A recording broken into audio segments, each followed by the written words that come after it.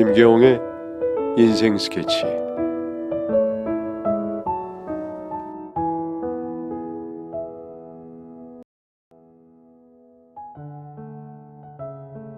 그 이웃이 앞에 보이는 이중문을 활짝 열더니 박차고 집안 안으로 뛰어들어가는데 한 마리의 야수 같았습니다. 평수가 큰 집들은 보통 현관문에 중문이 설치되어 있어서 그 때문에 현관문 따는 소리도 못 들었나 보더라고요. 사실 그렇게 소리가 크지도 않았으니까요. 그거에 미쳐 있었겠죠. 거실에서 그 짓을 하고 있던 두 남녀는 중문이 열리자 그제서야 인기척을 느끼고 뒤를 돌아봤는데 이웃분과 눈이 마주치게 된 거예요. 그 이웃분은 흥분해서 남자한테 달려들어서 야수처럼 주먹을 휘두르고 내 연남이 제압당해서 땅에서 뒹구르는 걸 보자 겁에 질린 아내는 목욕탕에 들어가서 문을 잠그고 숨더군요. 이거 이러다 큰일 나겠다 싶어서 119를 불렀습니다. 순간 경찰을 불러야 하나 생각도 못하고 급해서 119만 눌렀어요. 소란이 보통 소란이 아니었으니 옆집 사람들까지 다 찾아오고 사람들이 몰려 겨우 뜯어 말리고 죽어가는 사람 살려낼 수가 있었습니다. 아마 그냥 뒀으면 그 내연남은 장담할 수가 없었을 것입니다. 출동한 119로 인해 상황은 정리가 되었고 화장실로 도망간 아내분은 가까스로 안전하게 구조가 되었습니다.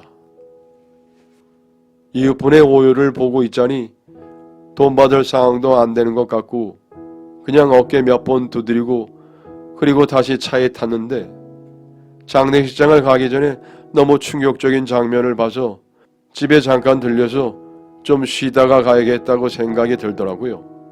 물 한 잔 마시고요. 어차피 다른 동이었다 보니 차 타고 1, 2분 거리였죠. 저희 동으로 차를 옮겨대고 엘리베이터를 타고 집으로 올라갔습니다. 근데 집에 들어가려고 하는데 저희 집에서도 방금 전과 같은 상황이 또 벌어진 겁니다. 남자 목소리가 집안에서 들리는 거예요. 머리가 복잡했지만 겪었던 일이니 침착하게 대처했습니다. 방금 전 집처럼 남녀간의 교성은 아니었으니까 그리고 저희 집은 그 단지에서도 제일 작은 평수라 중문도 없었습니다. 고민을 했습니다. 시간을 보니 10시 30분. 아무리 생각해도 외간 남자가 우리 집에 들어와 있을 시간은 아니라고 생각이 되더군요. 번거롭지만 다시 차로 내려갔습니다. 그리고 장비들을 들고 왔습니다. 방금 했던 작업 그대로 다시 시작하려고요. 몇 초면 끝나는 작업이라 빠르게 뚫고 진입할 생각이었죠. 그리고 저희 집으로 돌아와 방금 전 작업을 반복했습니다. 역시나 몇 초 만에 문은 열렸고 하지만 다른 점이라고는 저희 집은 중문도 없었고 안에서 그 짓을 하던 것도 아니기에 소리가 들렸나 봐요. 문을 열고 들어가자마자 익숙한 얼굴의 남자와 제 아내가 같이 있는데 황당한 얼굴로 절 쳐다보더군요. 남자는 같이 창업해서 카페를 운영하는 근육질의 동생이었습니다. 그 동생의 셔츠는 급하게 입은 듯 헝클어져 있었고 머리에도 땀이 송골송골 맺혀 있었지만 끝까지 잡아떼더군요. 그냥 음료 신메뉴 준비 관련해서 잠깐 들렸다며 아내가 한번 마셔보라고 해서 차 한잔 마시고 있었다고요. 아니, 차 마시는 사람이 저렇게 땀을 속으로 의심이 엄청나게 가는 상황이었지만 천사 같은 아내가 옆에서 사실이라고 같이 얘기를 하기에 더는 캐묻지 않았습니다. 이제 그만 가보라며 밀어내는 아내의 말에 남자는 집에서 나갔고 저는 그날 아내와 이야기를 했습니다.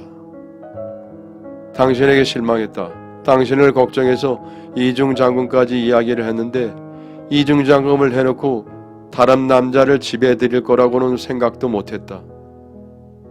설사 나쁜 목적이 아니었더라 하더라도 이 그림은 누가 봐도 오해를 살 수 있었고 바람직한 모습이 아니다. 꾸짖었죠. 나도 오해를 했기에 이렇게 문을 따고 들어온 게 아니겠냐고요. 그랬더니 그 착한 아내가 마음의 상처를 받았는지 흐느끼면서 안기더군요. 미안하다고요. 당신을 오해하게 만들어서 미안하다고요. 그날 그렇게 문도 따버렸고 집 앞에서도 그렇고 우리 집에서도 그렇고 정신적인 피로가 누적된 터라 그냥 장례식장에 가는 것을 취소했습니다.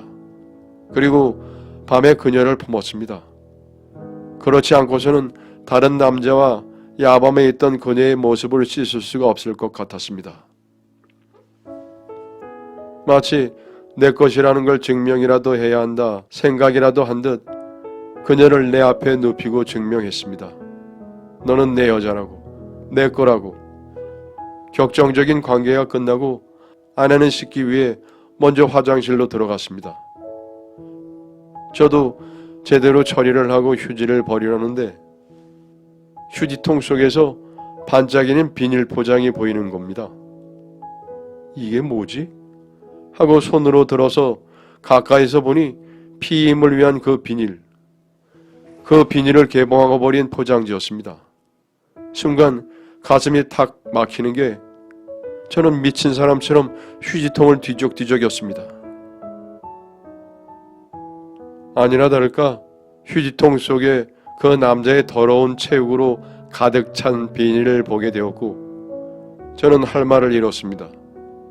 그리고 씻고 나온 아내의 얼굴에 그것을 디밀었죠. 나오자마자 쌩긋 웃던 아내가 그것이 뭔지를 발견하고는 표정이 무너져서 바닥에 굴더니 싹싹 비는데 제가 알던 천사의 모습이 아니었습니다.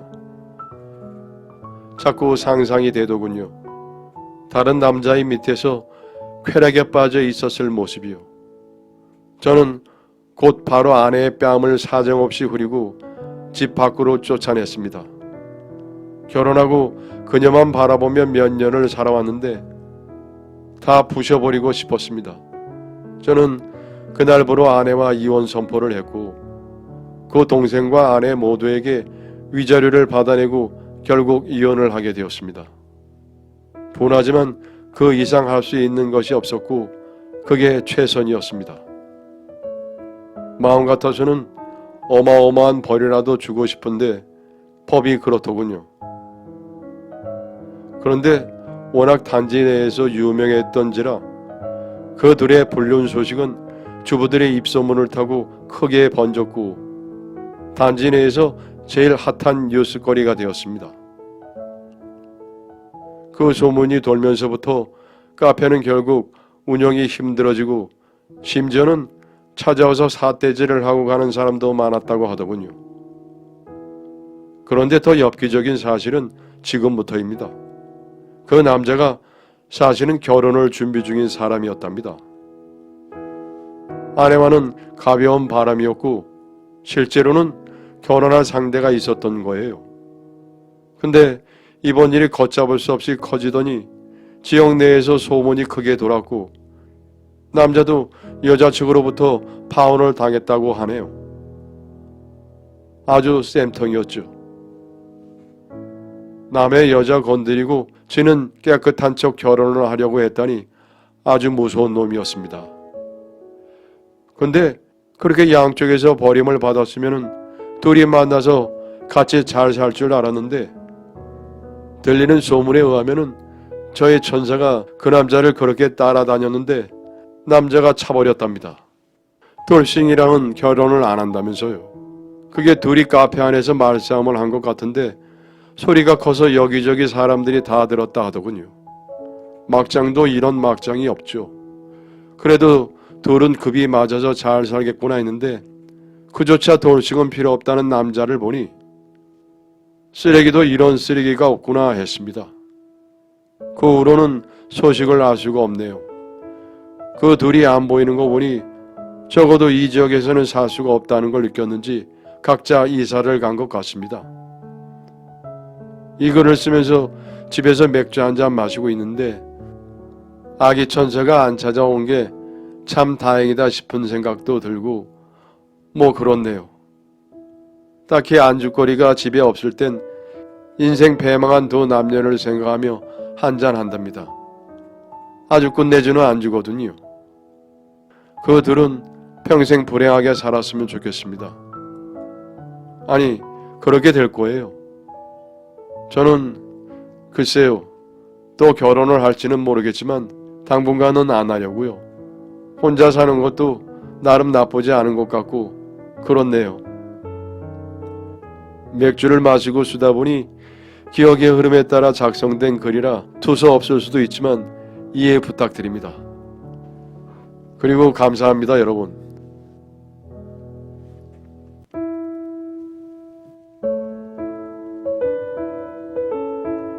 여러분의 사연을 기다리고 있습니다. 내용은 제한이 없고요. 구독과 좋아요는 저에게 큰 힘이 됩니다.